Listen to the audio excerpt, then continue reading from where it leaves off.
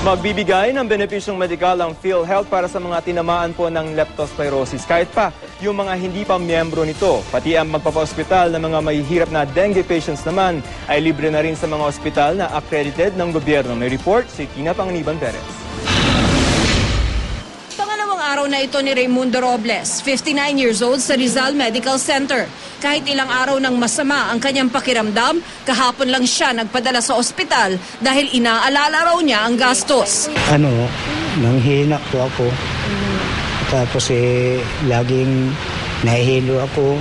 Pagka tumayo ko, para akong bumabagsak.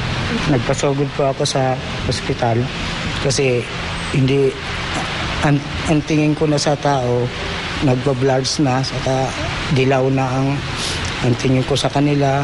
Nanginginig ako. Ang diagnosis, leptospirosis. Lumusong si Robles sa hanggang dibdib na baha kahit may malaki siyang sugat sa paa. Alam daw niyang pwede siya magkasakit sa ginawa niya pero wala raw siyang magawa. Alam po namin, kaya lang wala po kami magagawa. Dahil sa yun lang ang namin na nadaanan.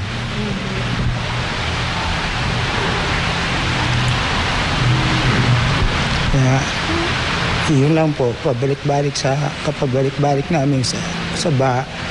Wala naman kami sasakyan. Pero ngayon, hindi naman problema si Robles sa gastusin sa ospital.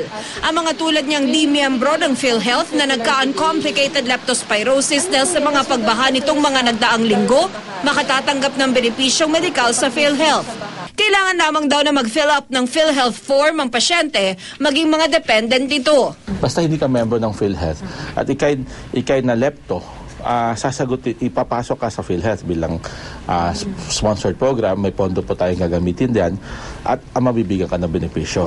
Galing sa mga donasyon ng gagamitin pondo ng PhilHealth para bayaran ng premium ng mga hindi miyembro. At ang benepisyong medikal tulad din sa mga miyembro. Ginawa natin case rate ang leptospirosis. Ibig sabihin, ang bayaran natin, particular sa uncomplicated leptospirosis, 11,000 na. Ang ibig sabihin nito, kung ikay mapunta sa non-private rooms ng mga government hospitals, dapat walang dagdag bayad o no balance billing.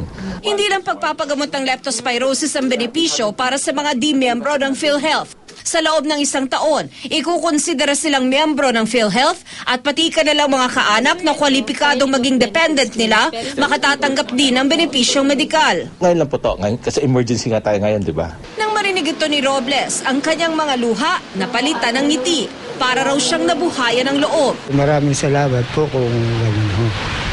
Napakalaking bagay po yan. Kami po na mga mahirap, maaaring napakaganda ng patakaran niyan po. Katulad ng leptospirosis, libre rin ang hospitalization ng mga indigent o mahihirap na dengue patients sa mga ospital na accredited ng gobyerno. Mas tumaas pa nga raw ang bilang ng dengue ngayong taon pero inaasahan ng DOH na madaragdagan pa ang mga kaso dahil sa mga pag-ulan. Nag-uulan, tapos ngayon nagkaroon pa ng habagat na malawakang pagbaha. At after that, may maulan-ulan pa. So, ang tendency talaga, nadadagdagan yung mga lugar na pwedeng maging breeding site sa mga mosquito. Para sa karagdagang katanungan, maaaring pumunta sa PhilHealth website o tumawag sa PhilHealth hotline. Tina Panganiban Perez, GMA News.